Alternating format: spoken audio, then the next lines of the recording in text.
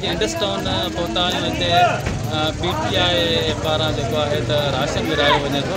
सो हिते माण्हुनि खां पुछंदासीं त हिते गुरबत बेरोज़गारी जे करे जेको आहे माण्हू राशन जे लाइन में तमामु घणा माण्हू बीठा आहिनि। सो हिननि खां पुछंदासीं त छा मसइला आहिनि, असां केतिरी बेरोज़गारी राशन वठे था ऐं हिन जा कारण कहिड़ा जी। ख़बर लॉकडाउन जे हवाले सां तमामु जेको ग़रीब मिसकिन माण्हू जेको मज़दूरी कंदो हो, जेको वीचारो रोज़ जे बुनियाद ते अटो वठी पंहिंजे बचड़नि खे खाराईंदो हो, लॉकडाउन जी वजह सां तमामु पब्लिक परेशान आहे, तमामु जेको आहे उहे मज़दूर तबिको परेशान आहे। उहे वीचारा माण्हू ग़रीब जेके मिसकिन हुया, जेके पंहिंजी दिहाड़ी कमाए अचे पंहिंजे बचनि जो गुज़र सफ़र कंदा हुआ, उहे परेशान आहिनि। असां कोशिशि कयूं था त हर हिकु ॻोठु वञी, हर हिकु गली वञी ग़रीब ऐं मिसकिन माण्हुनि जी मदद करे सघूं। अॼु तव्हां ॾिसो था त इंडस टाउन जे अंदरि असां 100 ख़ानदान लाइ जेको आहे सो अॼु अटो आंदो हुयो। इनशाला असांजी हीअ जेकी कोशिशि आहे या हीअ असांजी जेका जुस्तजू आहे, जेका असांजी जदोजहद आहे, जेतर माण्हुनि जे मथां ॾुखियो टाइम आहे, हिन मुल्क जे मथां ॾुखियो टाइम आहे, पाकिस्तानी क़ौम जे मथां ॾुखियो टाइम आहे, एतर पाकिस्तान तहरीक इंसाफ़ जेको आहे उहो शाना बशाना माण्हुनि सां गॾु हूंदी। अॼु मां गुलदार हिजरी टाउन जे तरफ़ां आयो आहियां ऐं प्रेसिडेंट आहियां गुलदार हिजरी टाउन जो, पाकिस्तान तहरीक इंसाफ़ जो। इनशाला तहरीक इंसाफ़ जा वर्कर, उहिदेदार, कारकुन हमेशह माण्हुनि जे दुख सुख में गॾु रहिया आहिनि, हींअर बि इनशाला गॾु हूंदा।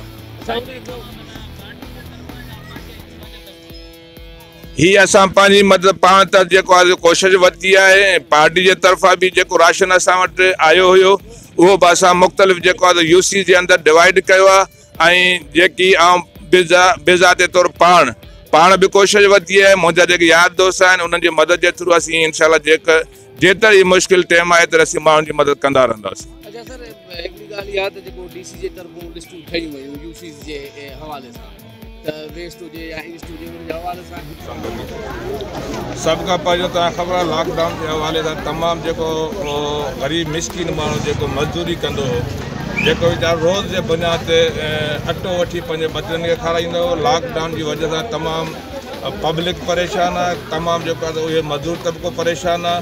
उहे वीचारा माण्हू ग़रीब जेके मिसकिन हुया, जेके पंहिंजी दिहाड़ी कमाए अचे पंहिंजे बचनि जो गुज़र सफ़र कंदा हुआ, उहे परेशान आहिनि।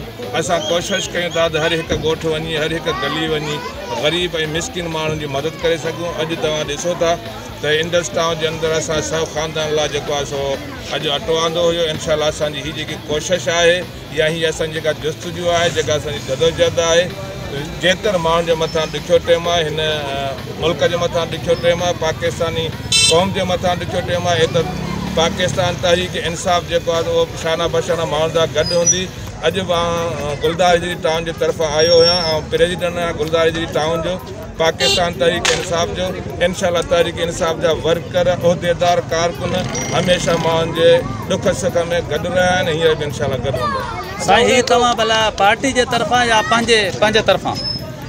ही असां पंहिंजी मतिलबु पाण त जेको आहे कोशिशि वरिती आहे। पार्टी जे तरफ़ां बि जेको राशन असां वटि आयो हुयो उहो बि असां मुख़्तलिफ़ जेको आहे UC जे अंदरि डिवाइड कयो आहे ऐं जेकी बेज़ाते तौरु पाण बि कोशिशि वरिती आहे। मुंहिंजा जेके यार दोस्त आहिनि उन्हनि जी मदद जे थ्रू असीं इनशाला जेतिरी मुश्किल टाइम आहे एतिरी असीं माण्हुनि जी मदद कंदा रहंदासीं। अच्छा सर, हिकिड़ी ॻाल्हि इहा त जेको DC जे तरफ़ां लिस्टूं ठहियूं वयूं UC जे हवाले सां, त वेस्ट हुजे या ईस्ट हुजे, उन जे हवाले सां हींअर ताईं जेको आहे सो UC जे तरफ़ां ग़रीब मिसकिननि में फंड न विरायो वियो आहे ऐं राशन न ॾिनो आहे, उन मतिलबु तव्हां छा चओ? मुंहिंजे ख़्याल में त जेके बि पीपल्स पार्टी जा नुमाइंदा आहिनि या जेके आहिनि कर्ता धर्ता, उन्हनि खे राशन रोज़ जे बुनियाद ते हज़ारनि जी तादाद में मिले पियो, पर असांखे ॾिसण में कोन पियो अचे त उहे राशन केॾांहुं कनि था ऐं किथे उहे विरहाईंदा। पर DC ऑफिस जेको हिननि खे राशन जेको आहे वसूल थिए पियो त रोज़ाने जे बुनियाद ते ट्रकुनि जे हिसाब सां खणनि पिया।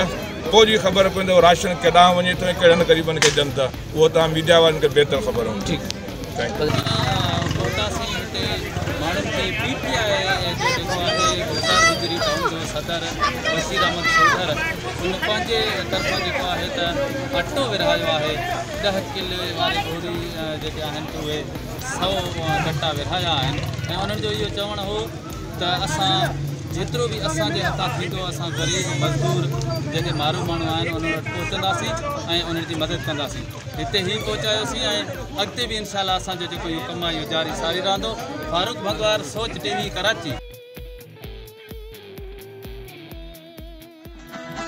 सब्सक्राइब कयो हमारे पंहिंजो चैनल सोच टीवी के बेल आइकन के दबाएं कदें भी न विसारींदा।